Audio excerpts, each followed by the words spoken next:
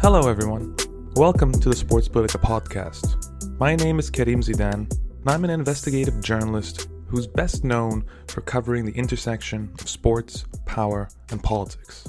I'm also the founder and publisher of the Sports Politica newsletter.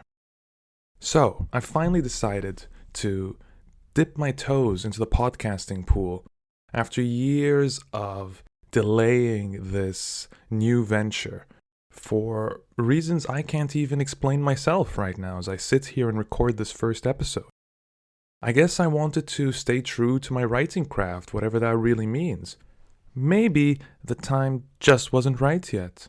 2023 really has been a year of change for me. I've gone on to become an independent journalist. I've launched my own publication and newsletter, being Sports Politica. Thousands of you have chosen to subscribe and support this new venture that I've embarked on. So why not pick now as the time to start a new podcast? It seems fitting, even if I've chosen to go and embark on this as a solo venture for the time being. I'm hoping this show would evolve eventually to become an informal show where you can expect a lot of banter from me and interviews with leading experts in the field, whatever the subject of choice will be at the time. And an opportunity to really engage with you, my listeners, my readers, in a more diverse and long-form manner. It is also an opportunity to get personal and tell some of my lesser-known stories from my experiences as a journalist over the past 10 years. For example, one of the questions I get asked most regularly in interviews, as well as by my readers and in emails, is, how did you exactly get into covering sports and politics? So this story has almost become a Genesis tale for me because I firmly believe that my experiences as a teenager in Egypt, growing up in Egypt, helped shape me to become the person I am today, including my fascination with the intersection of sports and politics. So up until the age of 15, I had grown up as the son of immigrant parents, a doctor and a teacher, and we were living between Saudi Arabia and Bahrain.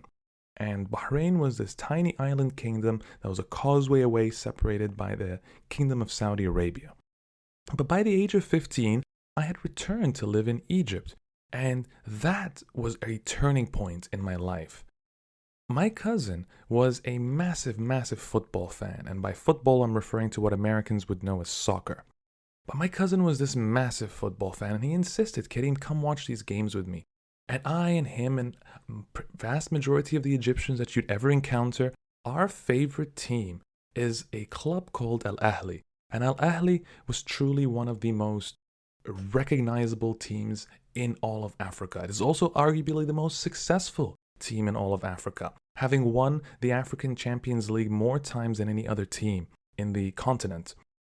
It is also by far and away the most popular club in Egypt. As a matter of fact, the average Egyptian that you'll ask will likely tell you that Al Ahly is their favorite thing in the country.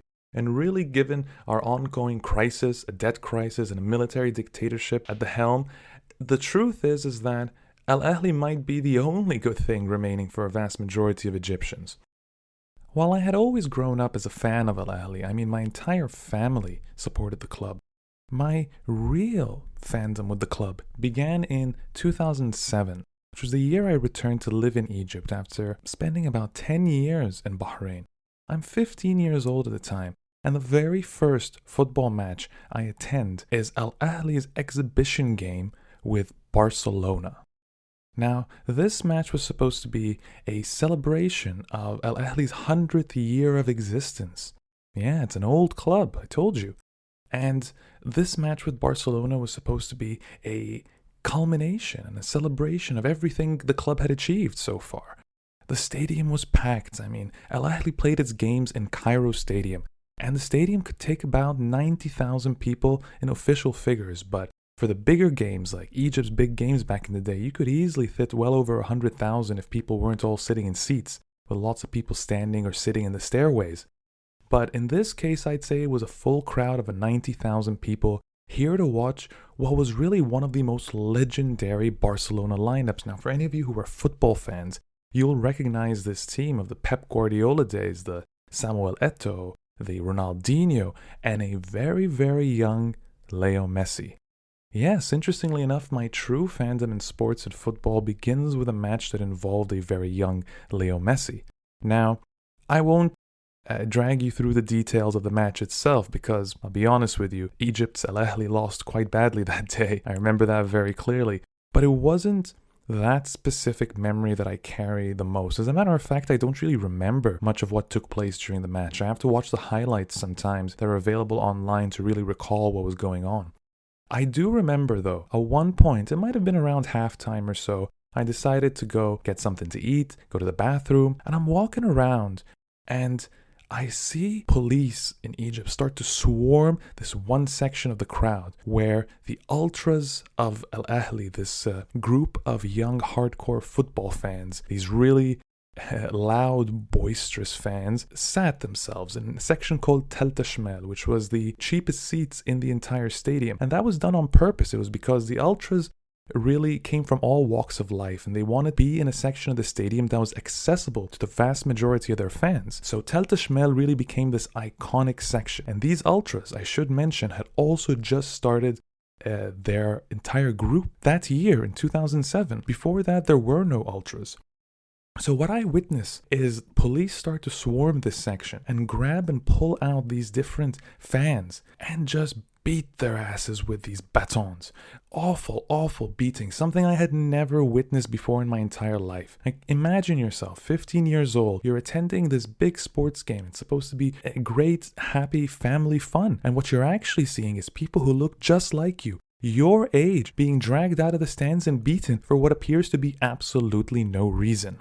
That image really, really stuck with me. And over the next few weeks, I would spend more time with my cousin who was actually a member of this Ultras group at the time. And he started taking me to matches with them. And I would attend matches with the Ultras in that section, in Tel Tashmel, experiencing what to this day I would consider my most memorable and fondest crowd experiences at a game. And I have watched all sorts of sports all over the world, including very big football games. But there was something about experiencing Tel Tashmel in Cairo Stadium that I look back on with the greatest of fondness. I'll give you an example. In Ramadan, there was a game we attended once in Ramadan. Don't even ask me who it was against. I have no recollection. But I do remember that because at the time President Hosni Mubarak was going to be in attendance at the game, he demands really, and this level of security that's required at the stadiums when a president is going to appear meant that anybody who wanted to attend the game had to be present hours beforehand. And I really mean hours before, something like 4 or 5 hours before the game. You had to be seated there just waiting because the police had to sweep the area, shut down the roads, and make way for, our pharaoh to arrive and watch the game just at kickoff. So we had to be there quite early, which meant on a day like Ramadan, we had to be there before the breaking of the fast. And as you're sitting there in the crowd, I remember thinking, well, I didn't bring anything to eat. But when it came time for the sun to set, you started seeing people in the crowd, these members of the Ultras, get up and start passing around all sorts of snacks and these little plastic bags filled with sahlab, which is an Egyptian drink, basically all sorts of foods and beverages to make sure that everybody who was there had eaten something and was going to be in good spirits for the game. That's the sort of camaraderie that was developed amongst this group. While you might have heard of this Ultras terms with other football groups, I mean, it resonates with many hooligan groups around the world. Some of them are actually quite far right and neo-Nazi, but I want to stress here right now that the Ultras in Egypt, the Ultras Ahlawi of the Al Ahly Football Club, were really nothing like that. The truth is that this team was a group of revolutionaries, believe it or not. They found their voice in these stadiums at a time when, as a young person in Egypt, there was no outlet for free expression. There was no way for you to voice your concerns, how you're feeling, your rage, your disenfranchisement from society and from the world. There were no job opportunities, there were no prospects for the average person in Egypt. We were heading in a very bad way, and it seemed to us at the time that football was really the only outlet we had to express ourselves, and that's what the ultras were doing. They were carrying all these banners, chanting against the government, against the police brutality that was taking place, that was being inflicted upon them. I was there when they'd raise these banners. I was there when they'd sing songs insulting, the family of one of the big police chiefs, who would be touring the stadium at the time, standing just at the bottom of the stadium. Egyptian football stadiums don't just have a football pitch, but they'll usually have a track and field course around it. And usually the police officers would walk around this track and field section. So the police officers, I'll never forget them staring up at the crowd, almost eyeing them specifically, saying, that's the one I'm going to pick out later. That's the one I'm going to pick out later. And the ultras had to get used to this sort of tension and treatment of the police, to the point that they actually started getting into street fights with the police, picking fights with the police and targeting them. And this, believe it or not, ladies and gentlemen, is actually really fascinating, because the ultras and this experience they built up in contact with the police between 2007 and 2011 is exactly what made them such a crucial force when it came time for the Arab Spring.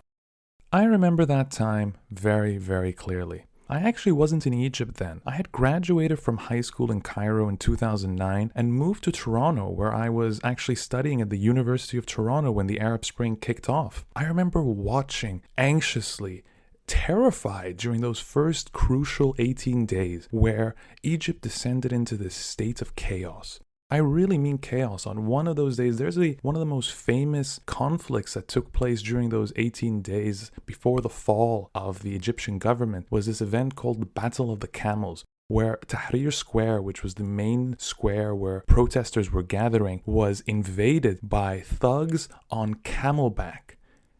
Only in Egypt could you hear of something like this, and while this sounds funny now, at the time it was anything but, because those thugs, they were coming in with their sticks and beating the crap out of people. Again, another reminder of the use of force against the standard Egyptian for speaking out. It's something that I first witnessed with the police officers and the batons attacking regular teenagers watching a football game, and it extends on into the protest that we saw, just with thugs these times. Meanwhile, the ultras were the ones gathering in the streets in Egypt, helping protesters who had no experience with protesting, with demonstrations, with being on the streets, with police brutality. It was actually the ultras who helped secure certain areas in Egypt, helped make sure that certain streets that were unfamiliar to people were well protected, making sure that people don't get blocked off in an area where they could get tear gassed by the police, which was a regular use of force at the time. As a matter of fact, a woman who would go on to run for the Egyptian presidency, to become the first woman actually to run for the Egyptian presidency, her name was Busaina Kamel. She spoke so highly of the ultras, saying that during one of the crucial nights of protesting, where there was a lot of attacks from the police and the government, before the fall of Mubarak, they were actually crucial to keeping her alive and protecting her. She was surrounded by tons of ultras, regular teenagers and young adults who were nothing but exceptionally proud football fans who happened to actually love their country and knew what they were up against, knew that they were part of an authoritarian regime and wanted to fight against that. This is really what I mean when I say it is very difficult to grow up in a place like Egypt and view sports as distinct from politics. I mean, here's my story at the age of 15 telling you that I was just there to attend a football game, and what I actually learned that day was how the police loathed the people that it was supposed to protect, and how that connected to the Egyptian government, how the Egyptian government was scared of groups of young men gathering and expressing themselves freely. It was a beautiful thing, but like most beautiful things, they don't last. The revolution did not go our way. As a matter of fact, the political party that was best prepared to take the mantle was the Muslim Brotherhood. And there, listeners, is where the Egypt that I hoped would emerge from the ashes of the Arab Spring quickly dissipated into nothing more than a hallucination, really, a dream of sorts that I can't even believe when I look back on, that I was naive enough to believe that Egypt was going to be free and just and democratic at any point. Unfortunately, within a matter of years, the military dictatorship was back in power after a coup d'etat that ousted the Muslim Brotherhood government, the one that people like to call the first democratically elected government in Egypt. So really, democracy stood no chance. I, at this point, was still in Toronto, and over the next couple of years, I grew very, very bitter about what I was seeing in Egypt.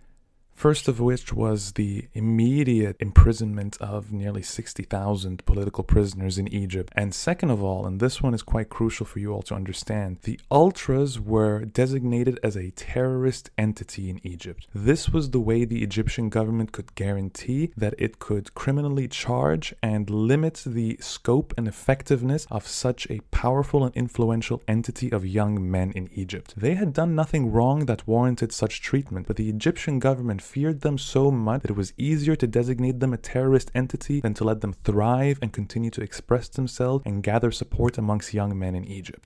At this point, I decided my future might not really be in Egypt after all. So I hunkered down and I finished my studies, focusing on political science, economic development, and the things that I was still interested in. Remember, I had caught this political bug and I was very fascinated by the world around me. And eventually, I really got interested in mixed martial arts. It was a roommate of mine in university who introduced me to the sport, and I decided, I really love writing, and the best way to get into writing might not be to start by writing a novel, but maybe to get into this journalism thing and try and run my own blog. This was in the age of blogs. This is around 2011, right? So I decided to start my own MMA website called The Flying Knee MMA. I know. So original, right? And I ran this website for a couple of years and I built a network of mixed martial arts fans around me. This is really at the height of the sport. Twitter was peaking. There were tons of people to interact with. There were events on a regular basis. Everybody was always excited about something. This was the age of Brock Lesnar in the sport. This was really such a exceptional time to be a mixed martial arts fan, where it felt like every single event that was put on was very, very special. And I continued to operate this website until I caught my very first break in March of 2014. An editor for Bloody Elbow at the time, Tim Burke, reached out to me and said if I would be interested in joining the website. Now, Bloody Elbow was one of the websites that I had been reading since I started becoming an MMA fan just a few years earlier. And I thought, this is such a great opportunity. Of course I'll take it. And I started there, and I wasn't making any money when I started. And I decided, I really want to give this thing a run. So I worked as hard as I potentially could, and a few things went my way. Several of the editors that were at the time on Bloody Elbow had decided to leave. There was a massive reshuffling at the website, and there were openings available for me. Suddenly, I was an associate editor and a journalist, and I was getting paid a living wage. It wasn't the greatest living wage, but for someone who was still in university, at this point, haven't even taken my final exams in my last year, I was delighted to be making money. So I graduated. I think I got my degree in about October 2014, and interestingly enough, about a month later, I decided to interview. I was already interested in Russian mixed martial arts, and I decided to interview the founder of Russia's oldest mixed martial arts promotion, M1 Global. And his name is Vadim Finkelstein. And for old school MMA fans, they'll recognize the name as the person who used to manage the legendary MMA heavyweight Fedor Emelianenko. Now, at the time, Vadim was at a sort of a war of words with the UFC and Dana White, who was trying to secure a fight, a co-promoted fight with Fedor Emelianenko. And in Dana White's words, Vadim was making it very difficult for him, and so was Fedor. So Vadim was sort of a notorious name to mixed martial arts fans, and especially to United States-based mixed martial arts fans. So I was fascinated and I wanted to interview him. So I get on the phone with him, and he only speaks Russian, so he has a translator. And the translator is doing the job, translating everything for us. And then at one point she stops and looks and just says, "Karim, Vadim has a question for you." And they speak back and forth in Russian for a little bit. And then she turns to me and says, "Vadim really likes your voice. Would you like to be the English commentator for our events in Russia?" And I'm floored at this point. I had reached out to Vadim for a simple interview to do one of many stories I was assigned to do that week for Bloody Elbow. And here I was being offered an opportunity to go to Russia. And I'm floored, really. And I'd say, well, can I take a moment to think about it? And they smile and say, yeah, you've got a few days. Our next event is going to be in China. Let's see if we can get you in that one. I'm like, whoa, I'm going to China already? Sure. The China event never worked out, but I managed to secure a visa to attend an M1 Global event in St. Petersburg in December 2014. Now, I remember this very clearly. It was right before Christmas. No, wait, 10 days before Christmas. It was on December 15th. And I remember that specifically because it was actually during one of Russia's worst financial crises at the time. So the ruble had been in free fall due to Western sanctions. And I arrived on this day known as Black Tuesday. And Black Tuesday was a day where in the news this businessman had shot himself in the head in a Moscow hotel and left his last will and testament in a note asking that his ashes be spread over the Black Sea. I remember being in St. Petersburg that very first trip and going on a walk. And while I was on this walk, seeing people gathering in front of ATMs trying to withdraw as much money as they could. And the people who had money in their hands were gathering in front of furniture stores and, electronic stores trying to buy all the pieces of basically physical goods and assets they could because their currency was depreciating so fast it was basically useless. They were better off securing it in things like TVs, couches, and coffee makers, whatever it may be. So I clearly knew that I was here at not the greatest time. And my story continues from there, really. I was there for about a week, and the event was one of those M1 global events that was co-promoted with an organization called ACB. And ACB at the time, for those who don't remember this, it was called Absolute Championship Berkut, and it was a Chechen mixed martial arts promotion. What was really interesting is that it was the very first Chechen mixed martial arts promotion, and they had said all sorts of interesting things throughout the year, saying that they are intending to compete with the UFC, they've got the money to back them up. So I was happy to be in Russia to witness this promotion, to see what they were up to. At the time as well, for those of you who now know me for my reporting about Chechnya, you have to realize that at this time, I'm heading to Russia at the age of 22. I know almost nothing about Russia other than the same things you've seen, the same movies, the same, stereotypes. I most certainly did not know what Chechnya was. So I was a naive young man trying his best at this point, trying to be just an MMA journalist. But on my very first night, trying to do this commentary gig, I remember sitting down next to my partner at the time. I knew for the most part while I was doing M1 commentary, my commentary partner was a former UFC fighter called Ian Freeman. But for this very first event, my commentary partner was actually the M1 Global matchmaker, or one of the matchmakers at the time, and his name is Stanis. So Ian Freeman was on holiday, so couldn't be at that event. So Stanis was there to walk me through my first attempt at commentary, and he was great and wonderful at the time. And I remember us sitting there and sort of practicing and getting through it, doing the prelims, and I was excited. And right before the main card, which had a lot of M1 fighters versus ACB fighters, a lot of Chechen fighters, I remember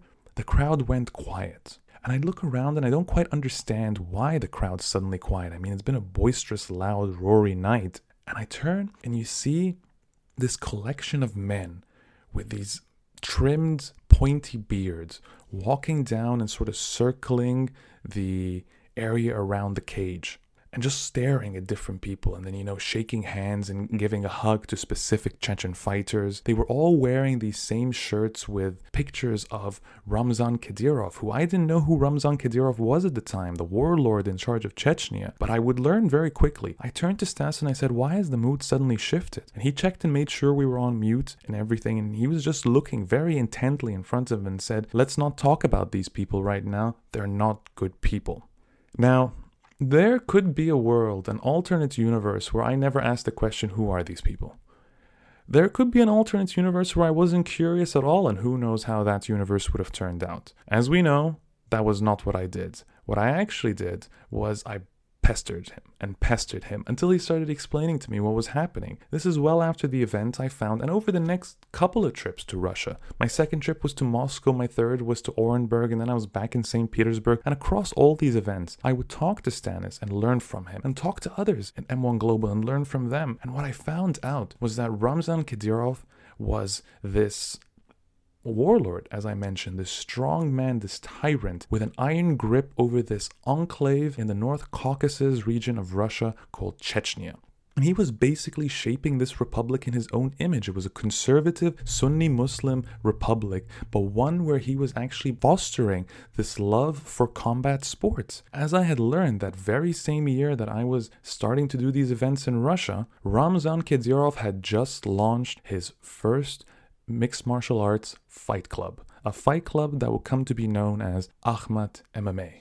Now, I wish I could tell you that I immediately started reporting on Ramzan Kadyrov like a light bulb had gone off over my head, but that's not exactly how this worked. I was really there trying to experience everything there was to experience about Russia. You have to understand that I had only just started with Bloody Elbow, and I'd been there for less than a year at this point. And prior to that, I was just running my own MMA blog. I just graduated from university. I'm not exactly 100% sure what I want to do moving forward. So really, I'm just taking this Russia experience as I could. I ended up doing 12 or so trips to Russia and neighboring countries like Georgia, Azerbaijan. I was in Ingushetia. I was all over Russia. Speaking of Ingushetia, actually, which is the North Caucasus Republic right next to Chechnya, that neighbors Chechnya, I actually ended up watching part of an MMA event with Yunus Bek Yevkurov, who at the time was the president of Ingushetia. This man cornered me one day as soon as he realized my name was Kerim. For some reason, he simply assumed that my name was a Muslim name.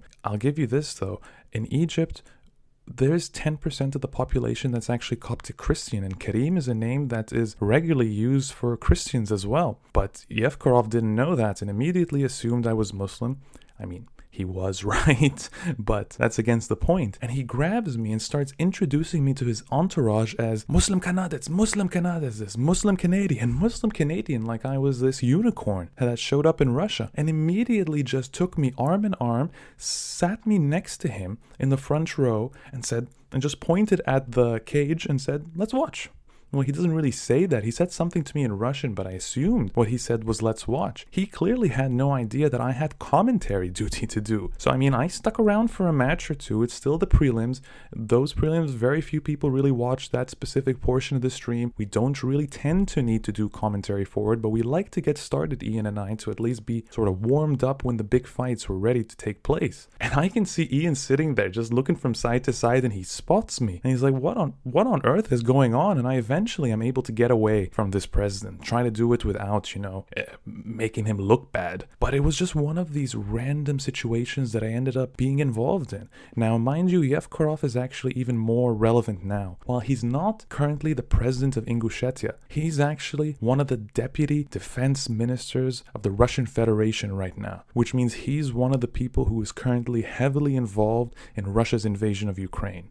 Yeah, I randomly, as a 22-year-old, attended an MMA event with a man who's currently responsible for invading Ukraine. And I mean, that's really just one of the many random things that I ended up getting into while I was in Russia. I, at one point in one of the early events, went shot for shot with somebody who turned out to be an ex-KGB agent. And actually, we had a hell of a conversation spanning all sorts of topics around the world, including the topic of the quality of the mangoes in Egypt. I remember that very specifically. He, for some reason, was extremely interested in that. But I remember pissing off Russian oligarchs like Ziauddin Magomedov. Ziauddin Magomedov was this Dagestani oligarch who had taken a shining to mixed martial arts as well. He had invested in one of the major MMA organizations in Russia, this promotion at the time called Fight Nights, and he was also influential with a lot of the UFC's leading Dagestani fighters, including Khabib Nurmagomedov. Now, Khabib wasn't the legend he is now. At this point, he's still rising his way through the lightweight ranks. He's not making that much money, and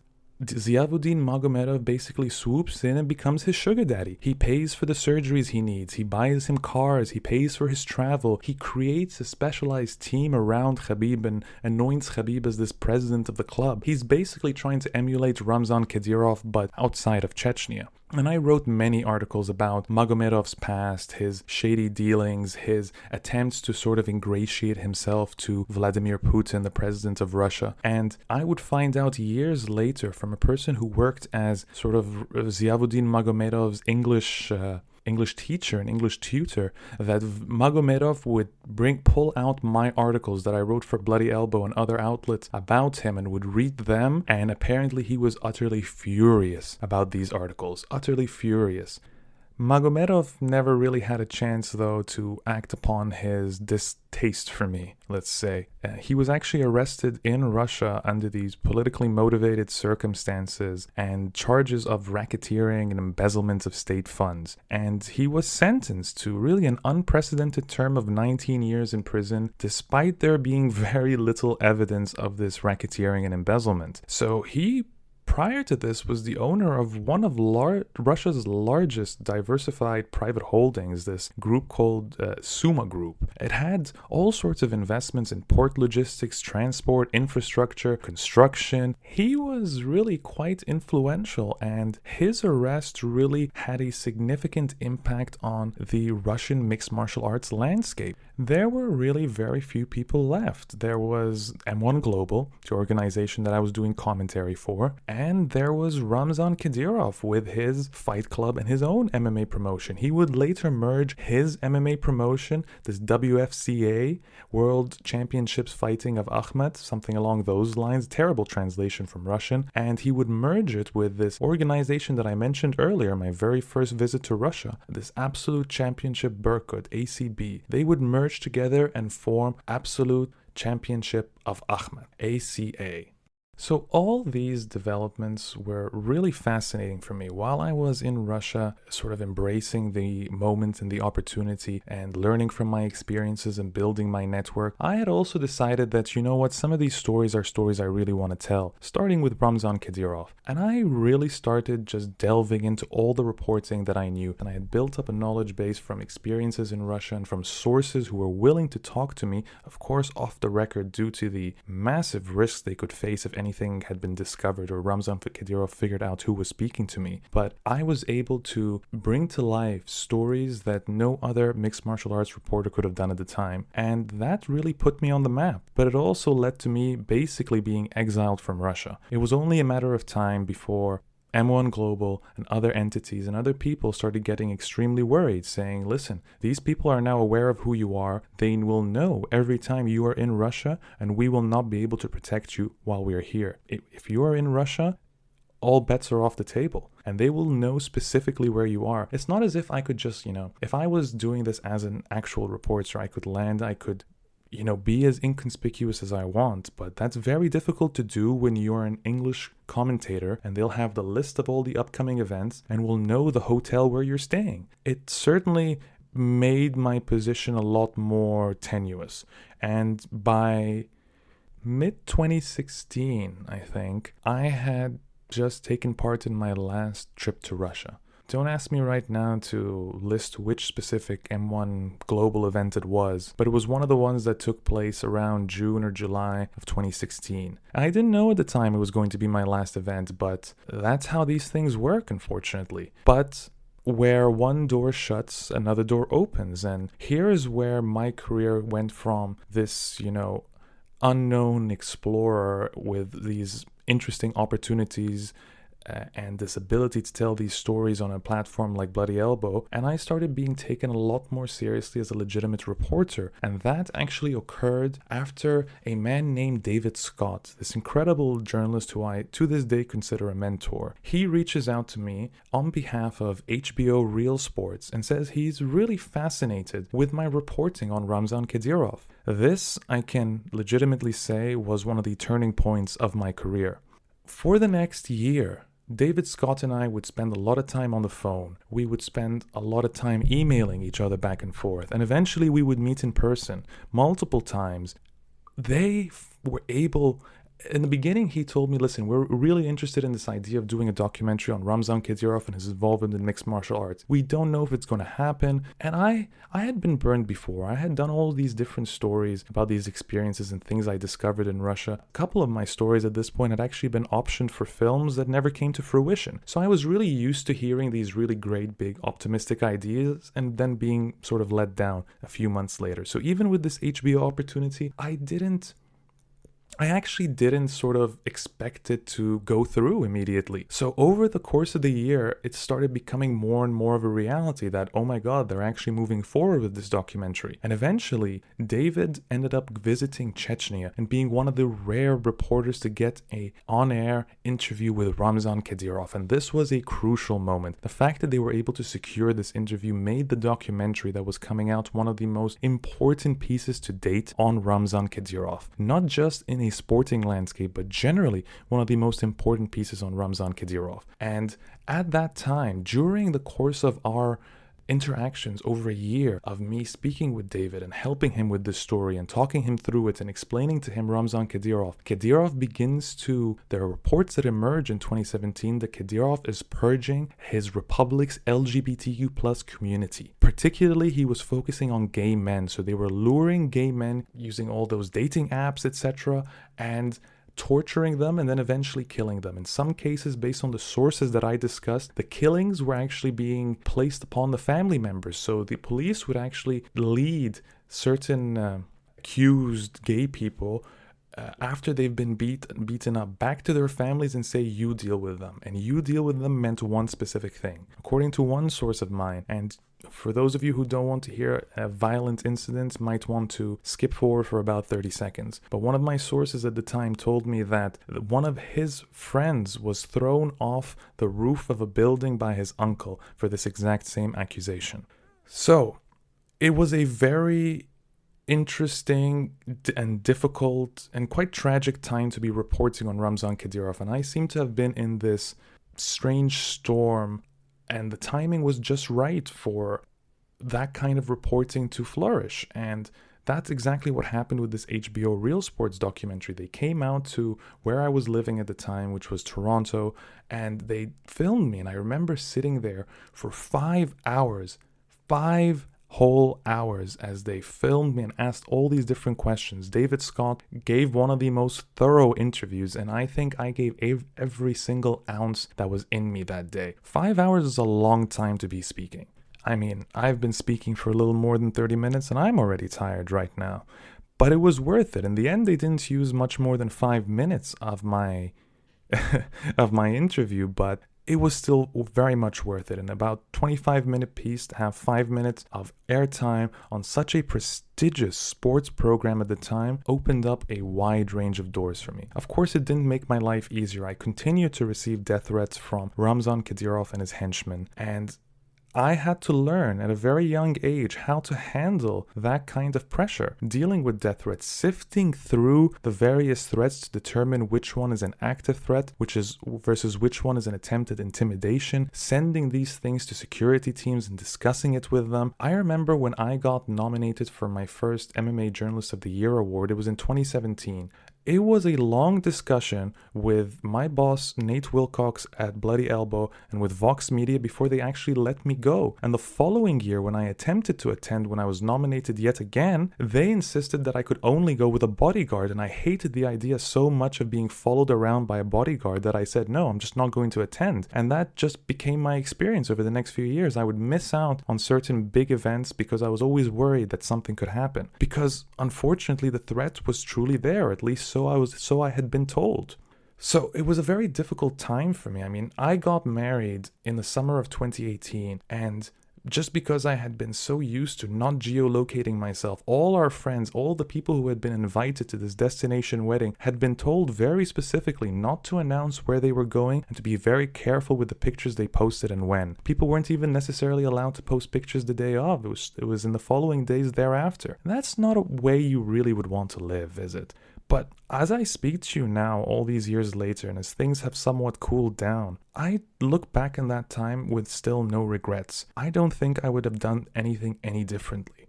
Especially since that specific reporting on Ramzan Kadyrov opened up so many opportunities for me. Shortly after the HBO documentary, I started doing reporting for The Guardian. I became a columnist for The Guardian, and I continue 5 to 6, nearly 6 years later to continue to do work for The Guardian. Eventually, it would be a Ramzan Kadyrov story that would get me into the New York Times. I did 2 Ramzan Kadyrov stories for the New York Times and have since done other reporting there. So it's a very strange relationship I have with Kadyrov and this reporting. For many years, I hated the fact that I was known simply as the Kadyrov guy, or Kadyrov and mixed martial arts, and being asked about that. And most of the interviews I was doing was about that topic, when really I had such a wide range of knowledge and experiences that I wanted to share about all sorts of sports, about all sorts of places I traveled to, and other people who aren't as crazy and as ludicrous a human being as Ramzan Kadyrov. Yet, at the same time, while he is my curse, he has also been opportunity and a platform for me to continue to be taken seriously and legitimately as a reporter. So in many ways, I owe his ridiculousness a lot in terms of my journalism, and I will continue to report on the awful behavior he does, especially since he continues to be relevant amidst Russia's invasion of Ukraine. I mean, there were reports recently that he might be dying, but he seems to be sticking around, and he makes that clear through the fact that he continues to attend mixed martial arts events. For those of you who have been subscribers to Sports Politica and prior to that readers of my work for many years already know all these things about Ramzan Kadyrov, so I'm not going to get into them all over again here. But it's just to say that it is very strange to me how he continues to remain relevant in my reporting. But at the same time, I've gone beyond that. And this year, and especially through Sports Politica, it's been an opportunity to showcase the fact that I'm interested in a wide range of sports. And I managed to really have a breakthrough in that regard earlier this year when I published a story for the New York Times about Leo Messi. Now, talk about a full circle moment for me. The beginning of my fandom, and not just my fandom in football, but my awareness of the intersection of sports and politics began in 2007 at a Leo Messi match. Then by 2023, I would reach one of the most important moments of my career when I would make the front page of the New York Times on a Leo Messi story. Strange how the world works sometimes, isn't it? But enough about me for today. I think we'll stop there in terms of the storytelling, and we'll move on to what I will make as the final segment of the Sports Politica podcast generally, which will be where we will have a listener Q&A or an opportunity to engage with specific reader questions if it's on a broader topic. But since this is our inaugural episode, I wanted to take this opportunity to read some of the comments that have been left for me by some of Sports Politica's most recent paid subscribers. Sean Singletary wrote, "I appreciate honest journalism that doesn't blur lines and covers the topics that otherwise go ignored. Thank you for your work, Kareem." Well, thank you, Sean, for subscribing. It is truly much appreciated. Felipe Mello says, "Thank you for the work you do, Kareem. It is often a thankless task to cover insidious sports washing, and your work is extremely valuable to catalog the increasingly mingling of political power and sports." Well, thank you, Felipe. I really, really appreciate that. And you're very, very kind with the words you say. I appreciate your subscription. This one from Carl Albert Rooster reads, "I much appreciate the work you are doing. Through Richard Lewis and his channels, I found your content, and it is very inspiring to me.